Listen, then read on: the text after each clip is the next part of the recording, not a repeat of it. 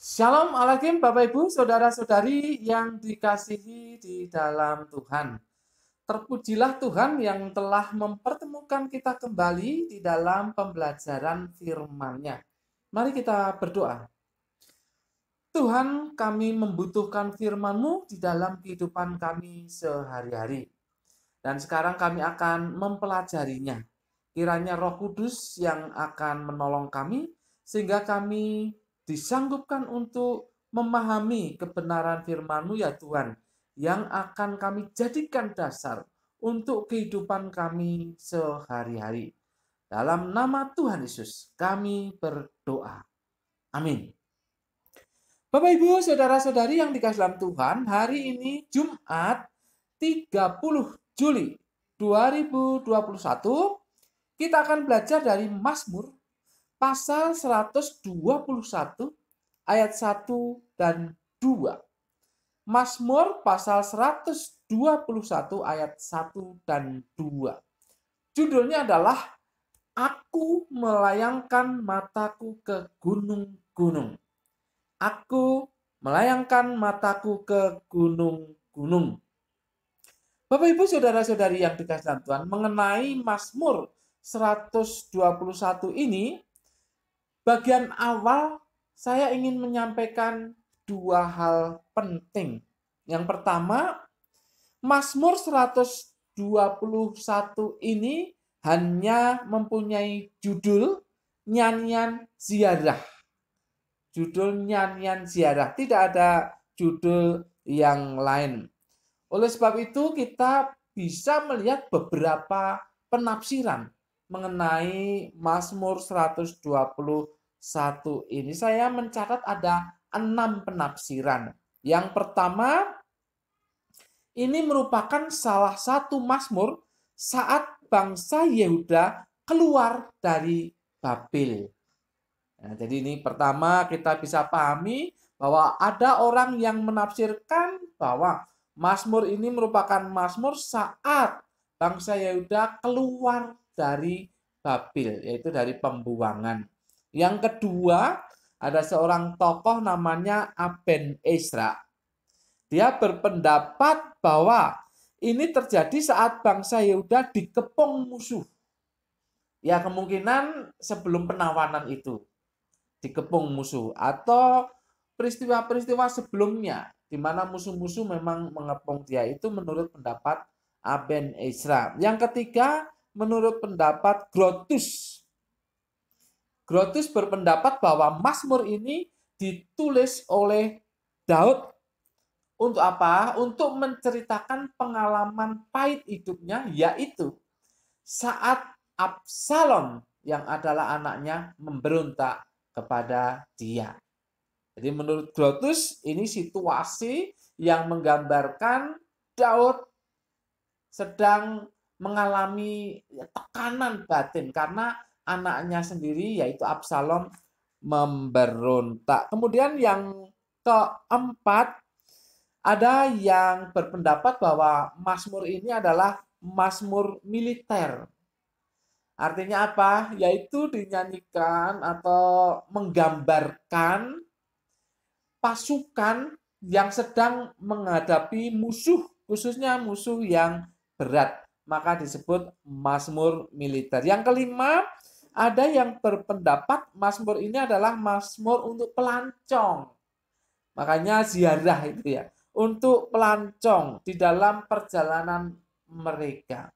Dan yang keenam, yang terakhir, ada yang berpendapat bahwa ini adalah Mazmur untuk orang-orang baik. Orang-orang baik yang mengharapkan pertolongan Tuhan. Enam-enamnya cocok. Enam-enamnya cocok dengan apa yang digambarkan oleh Mazmur ini. Apa yang dijelaskan oleh Mazmur ini. Jadi enam-enamnya cocok. Apakah itu merupakan peristiwa ketika keluar dari Babel, atau sedang dikelilingi oleh musuh, atau pengalaman Daud, atau pengalaman para militer, para pasukan. Nah, itu cocok semuanya, kondisinya cocok. Jadi karena banyaknya seperti itu ya Bapak Ibu, Silahkan untuk mengambil satu bagian ini Mazmur yang seperti apa. Karena semuanya cocok. Hal kedua dari bagian ini yang ingin saya sampaikan, saya sengaja membahas 2 ayat pertama ini. Kenapa? Karena saya lihat di sini kata ganti orangnya ya di 2 ayat ini berbeda dengan di pasal 121 ayat 3 dan seterusnya. Di ayat 1 dan 2 itu kata ganti orangnya adalah ku. Ku. Sedangkan di ayat yang ketiga dan seterusnya kata ganti orangnya mu. Jadi menurut saya lebih baik dipelajari ayat 1 dan 2 terlebih dahulu. Mari kita lihat ayat ini. Kita baca. Mazmur 121 ayat 1 dan 2. Nyanyian ziarah. Aku melayangkan mataku ke gunung-gunung. Dari manakah akan datang pertolonganku? Pertolonganku ialah dari Tuhan yang menjadikan langit dan bumi. Bapak, Ibu, Saudara-saudari yang dikasihi dalam Tuhan, ada 2 kalimat yang akan kita pelajari di sini. Kalimat yang pertama ada di ayat yang pertama. Aku melayangkan mataku ke gunung-gunung. Aku melayangkan mataku ke gunung-gunung. Bapak, Ibu, Saudara-saudari yang dikasihi dalam Tuhan, Yudea itu adalah daerah pegunungan. Yudea itu adalah daerah pegunungan atau ya di Alkitab tidak dibedakan perbukitan atau pegunungan gitu ya. Itu tidak dibedakan. Jadi ya silakan sebut apakah daerah pegunungan atau daerah perbukitan, silakan. Karena Alkitab tidak mempersoalkan 2 kata tersebut. Penyebutannya terserah Bapak Ibu. Tapi yang jelas di sini bahwa Yudea itu daerah gunung-gunung atau daerah bukit-bukit, daerah pegunungan atau daerah perbukitan. Bapak, Ibu, Saudara-saudari yang dikasihi dalam Tuhan, di dalam konteks Alkitab kalau kita pelajari, yang namanya gunung-gunung, yang namanya pegunungan, yang namanya bukit atau perbukitan, itu adalah biasanya digunakan untuk tempat berlindung. Biasanya digunakan untuk tempat berlindung. Itu gunung-gunung, bukit-bukit, pegunungan atau perbukitan.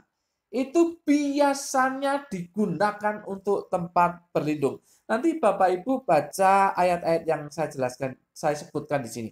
Kejadian 14 ayat 10. Kejadian 19 ayat 17. Kejadian 31 ayat 21 dan seterusnya. Bahkan kalau kita pelajari, orang Amalek itu bertempat tinggal di pegunungan. Maka mereka menjadi suku bangsa yang sangat kuat. Lalu di kitab Yosua pasal 2 ayat 16. Kitab Hakim-Hakim 1 ayat yang ke-9. Di sana dijelaskan merupakan tempat tinggal dari orang Kanaan. Maka orang Kanaan itu juga merupakan orang yang kuat-kuat.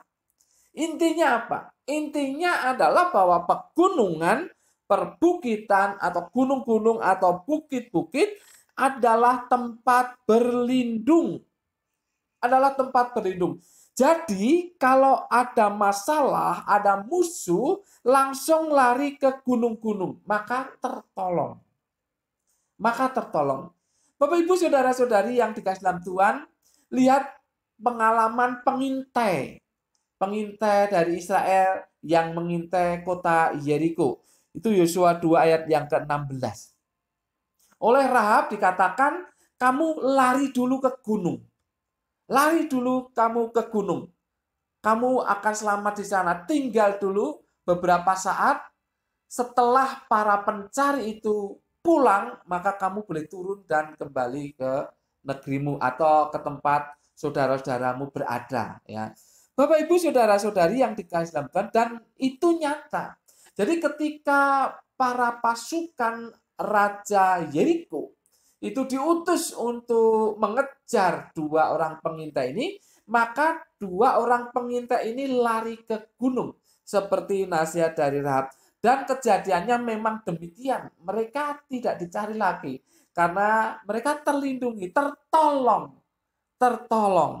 Jadi itu intinya adalah bahwa pegunungan, gunung-gunung merupakan tempat untuk berlindung. Jadi kalau ada masalah, ada musuh yang mengejar, maka seseorang lari ke gunung dan itu akan tertolong. Pemazmur mengatakan, aku melayangkan mataku ke gunung-gunung. Dan dikatakan selanjutnya, dari manakah akan datang pertolonganku? Jadi ini wajar ya, ini wajar. Dari manakah akan datang pertolonganku? Pembaca kitab Mazmur ini atau Mazmur 121 ini pasti jelas. Pasti jelas. Kalimat ini jelas. Aku melayangkan mataku ke gunung-gunung, dari manakah akan datang pertolonganku. Jadi orang pasti jelas membaca ini. Karena kalau lari ke gunung-gunung itu berarti akan ada pertolongan di sana. Jadi ada masalah, ada musuh akan tertolong. Jadi dari mana nih? Dari mana? Gunung yang mana nih? Gunung yang mana? Dari mana ini pertolonganku? Orang yang membaca ini jelas. Jadi Bapak Ibu Saudara-saudari yang dikasihi dalam Tuhan, itulah harapan manusia pada zaman itu, pada umumnya. Bahwa mereka mengharapkan tempat-tempat untuk mereka bisa berlindung, untuk mereka bisa tertolong dari masalah, khususnya menghadapi musuh-musuh mereka. Mereka mengharapkan gunung-gunung, bukit-bukit, pegunungan atau perbukitan. Mereka mengharapkan untuk bisa ke sana, untuk tertolong dari bahaya yang mengancam mereka. Tapi perhatikan kalimat kedua yang ingin kita pelajari. Ayat 2. Pertolonganku ialah dari Tuhan. Pertolonganku ialah dari Tuhan. Bapak Ibu, menarik ini. Perhatikan ya penjelasan saya. Menarik ini. Mengapa? Di Yudea itu ada yang namanya gunung atau bukit Moria. Gunung atau bukit Moria.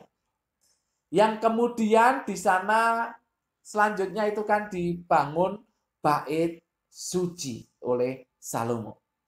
Jadi ada Gunung Moria, ada Bukit Moria itu. Dan selanjutnya ada bait Allah di sana. Jadi Gunung Moria atau Bukit Moria adalah tempat penyembahan. Bapak Ibu, kalimat pertama tadi, aku melayangkan mataku ke gunung-gunung. Itu artinya bahwa pemazmur itu juga melihat Gunung Moria. Betul? Pemazmur juga melayangkan pandangannya ke Bukit Moria itu. Di mana itu tempat penyembahan. Di mana itu tempat penyembahan. Jadi itu termasuk yang dilihat. Bapak Ibu, di cover ya renungan hari ini, pembelajaran hari ini yang saya kasih di cover itu adalah pegunungan perbukitan di Yudea. Banyak kan kita lihat ya, kita lihat di situ. Nah, setelah itu bisa dilihat itu ada bukit atau Gunung Muria. Setelah pegunungan-pegunungan itu, selanjutnya kalau zaman itu ada foto mungkin itu ada Bukit Muria. Jadi ketika pemazmur melihat perbukitan itu, pegunungan itu, lalu matanya juga melihat Bukit Muria. Itu wajar. Itu wajar karena dia katakan aku melayangkan mataku ke gunung-gunung. Jadi wajar kalau dia juga melihat Bukit Muria atau Gunung Muria. Menarik Bapak Ibu. Mengapa? Mengapa? Karena Gunung Muria itu merupakan tempat penyembahan. Bapak Ibu saudara-saudari yang dikasihi dalam Tuhan. Jadi bisa saja pemazmur ini mengharapkan pertolongan dari gunung itu kan. Mengharapkan pertolongan dari Bukit Moria itu. Bisa saja seperti itu. Mengapa Bapak Ibu? Karena di sana ada penyembahan Yahweh. Ya, ada penyembahan Yahweh. Tetapi menariknya lagi, ini ayat itu disambung dengan kalimat, pertolonganku ialah dari Tuhan. Pertolonganku ialah dari Tuhan. Sekalipun dia melihat gunung, melihat Bukit Moria, di mana di sana ada penyembahan karena sudah diawali oleh Abram kan yang mempersembahkan Ishak di atas bukit Gunung Moria itu kan. Ada penyembahan, ada penyembahan. Jadi perhatikan di sini. Sekalipun gunung itu ada tempat penyembahan, tetapi pemazmur meyakinkan dirinya bahwa pertolonganku ialah dari Tuhan. Artinya apa? Bukan dari bukit itu. Bukan dari Gunung Muria itu, bukan. Tetapi dari Tuhan sendiri. Dari Tuhan sendiri. Pertolonganku ialah dari Tuhan. Pertolonganku ialah dari Yahweh. Tuhan huruf besar ini. Yahweh. Yahweh adalah bahasa Ibrani-nya. Yahweh. Pertolonganku ialah dari Yahweh. Mengapa? Karena Yahweh tidak dibatasi oleh Gunung Moria sekalipun. Tidak dibatasi oleh Bukit Moria sekalipun. Mengapa saya katakan demikian? Perhatikan kalimat ini. Yang menjadikan langit dan bumi. Ini pemazmur ingin menunjukkan. Sekalipun di sana itu ada pertolongan, karena itu bukit penyembahan, tetapi bukan bukitnya itu sendiri.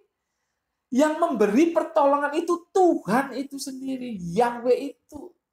Karena Yahweh tidak dibatasi oleh gunung-gunung. Yahweh bukanlah Allah gunung. Ada kan orang-orang ini musuh Israel yang memisah-misahkan Allah dengan geografisnya. Ini ada Allah gunung, ini adalah Allah daratan, atau Allah lembah, Allah lautan, begitu. Allah air, kan begitu musuh-musuh. Tetapi yang dinamakan Yahweh di sini itu tidak dibatasi oleh hanya gunung. Apalagi Gunung Moria. Dikatakan yang menjadikan langit dan bumi. Artinya bahwa Tuhan, Yahweh itu menguasai alam ini. Dia berada di mana-mana. Dia menguasai alam ini. Dia memberi kehidupan bagi alam ini. Dia yang memegang kendali atas alam ini. Bukan hanya bukit atau gunung Moria. Bukan. Ini menarik Bapak Ibu Saudara-saudari yang dikasihi dalam Tuhan. Jadi ketika pemazmur melayangkan matanya ke gunung-gunung, gunung, dan salah satunya adalah gunung atau bukit Moria tadi, dia berkata bahwa pertolongan itu tidak datang dari gunung, termasuk gunung yang dipakai untuk penyembahan, bukan. Tetapi dari Tuhan, karena Tuhan tidak dibatasi oleh alam ini. Tuhan tidak dibatasi oleh hanya sekedar gunung atau bukit, bahkan bukit Moria sekalipun. Karena dia yang menjadikan langit dan bumi. Bapak Ibu Saudara-saudari yang dikasihi dalam Tuhan. Oleh sebab itu pemazmur ingin mengajak orang atau ya bangsa Israel khususnya untuk memahami bahwa sesungguhnya pertolongan itu datangnya dari Tuhan sendiri. Ketika orang yang baik, jikalau tafsirannya yang ke-6 tadi, ketika ada orang yang baik sedang mengalami masalah, maka dia harus tahu bahwa pertolongannya ialah dari Tuhan. Dia bisa lari ke gunung, tetapi perlindungan yang sejati, pertolongan yang sejati datang dari Yahweh itu sendiri. Bapak Ibu Saudara-saudari yang dikasihi dalam Tuhan, ketika orang-orang Yehuda keluar dari Babel, jikalau penafsirannya ini, maka mereka itu harus tahu bahwa yang menolong mereka itu bukan alam, bukan manusia, tetapi Tuhan, Yahweh itu sendiri. Bapak Ibu, saudara-saudari yang dikasihi dalam Tuhan. Jadi di sini jelas sekali bahwa pemazmur pertama tentu ingin meyakinkan dirinya dan tentu kemudian ingin meyakinkan para pembaca mazmurnya ini bahwa sesungguhnya sekalipun ada tempat-tempat yang hebat untuk menolong seseorang, sekalipun ada tempat-tempat yang nyaman, yang aman untuk seseorang berlindung, tetapi sesungguhnya pertolongan sejati datangnya dari Yahweh, dari Tuhan. Itulah pertolongan sejati. Aku melayangkan mataku ke gunung-gunung, tetapi pertolonganku ialah dari Tuhan, dari Yahweh. Bapak Ibu, saudara-saudari yang dikasihi dalam Tuhan, saat ini kita membutuhkan pertolongan Tuhan. Ada di antara Bapak Ibu, saudara-saudari yang tidak membutuhkan pertolongan Tuhan? Coba, ada enggak yang tidak membutuhkan pertolongan Tuhan? Saya kok sangat yakin Anda dan saya itu membutuhkan pertolongan Tuhan. Apalagi situasinya saat ini begitu ruwet ya, begitu sangat menekan, beban yang berat kita alami. Kita membutuhkan pertolongan Tuhan. Tuhan yang sanggup menolong kita. Tuhan yang sanggup menolong kita.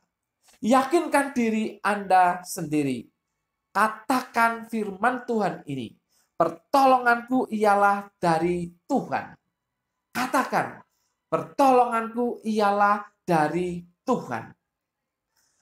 Hal yang kedua, Tuhan bisa memakai apa saja. Tetapi sumbernya ya Tuhan sendiri. Ini hal yang sangat penting.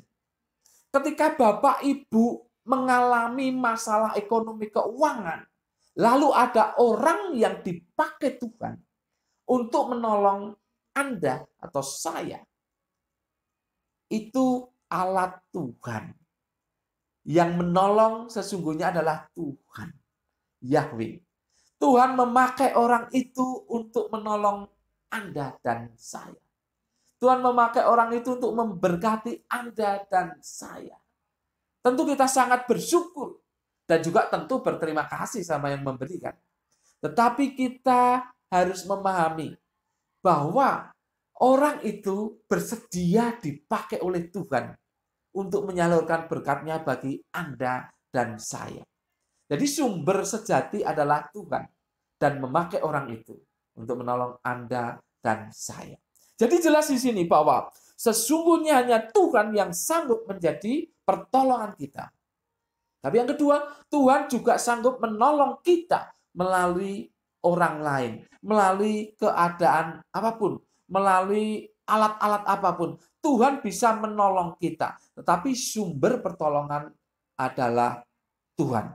Mari kita katakan sekali lagi, pertolonganku ialah dari Tuhan. Amin. Mari kita berdoa. Kami bersyukur untuk firman-Mu ya Tuhan. Kami sungguh bersyukur. Kami menyadari bahwa Engkau sumber pertolongan kami. Hanya Engkau yang sanggup menolong kami. Sekalipun Engkau juga bisa memakai sesama kami. Atau apapun juga untuk menolong kami. Tapi kami yakin dan kami mengakui bahwa pertolongan kami adalah dari Engkau sendiri ya Tuhan. Terima kasih atas firman-Mu. Kiranya Roh Kudus menolong kami untuk melakukannya. Dalam nama Tuhan Yesus, kami berdoa dan mengucap syukur. Semua yang percaya katakan amin. Tuhan memberkati Bapak Ibu Saudara-saudari senantiasa